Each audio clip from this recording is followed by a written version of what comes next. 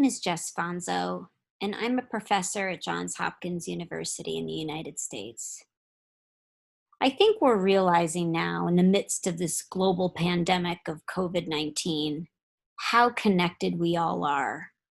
That really shows when we think about the food system and its ability to deliver healthy food, healthy diets for everyone.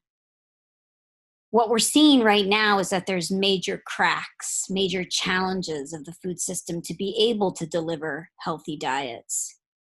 So a question remains is, how do we improve it during the pandemic?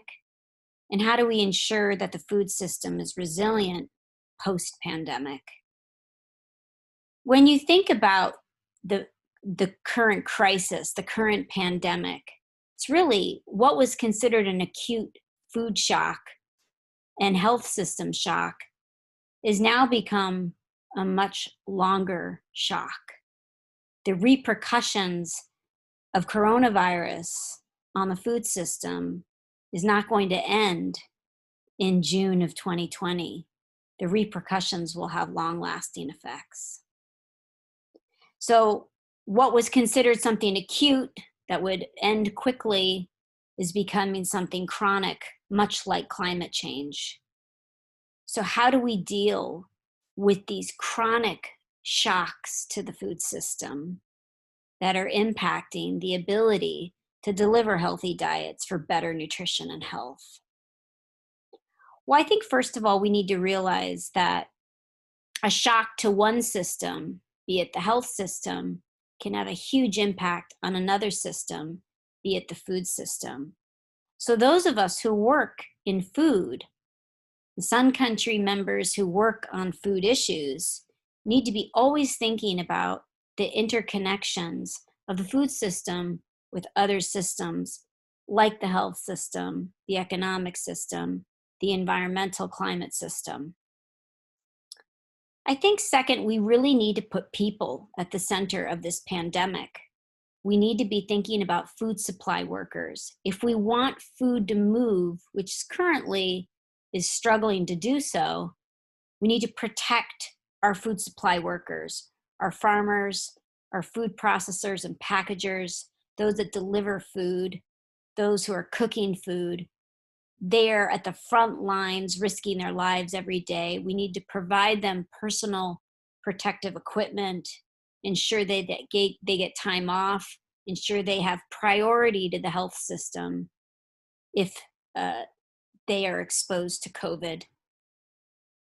I think the third thing we need to do is ensure we've got significant social protection safety net programs in place. There's models to suggest that hunger and food insecurity is going to rise dramatically in the next 6 months due to income shortages, people losing their jobs. So how do we ensure that people get the basic diet, they get their basic needs met? So critically important, because what COVID is showing is the inequities and the vulnerabilities that already exist in the system are now being amplified. So we need protective measures for the most vulnerable, those who are economically losing their jobs, economically disempowered. So we need those safety nets. And last, I would say we need better governance. Of course, we always need governance, and the Sun movement is so critical in creating better governance around nutrition. We need to keep this up.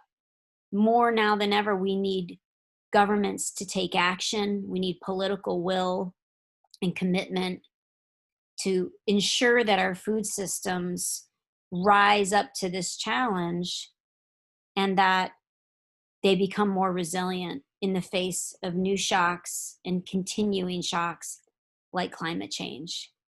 So while times right now may seem dark, I do think there's opportunities to do what we know how to do best. Sun countries have been doing this now for a decade, and I think now it's time to shine on even more and rise up to the challenge.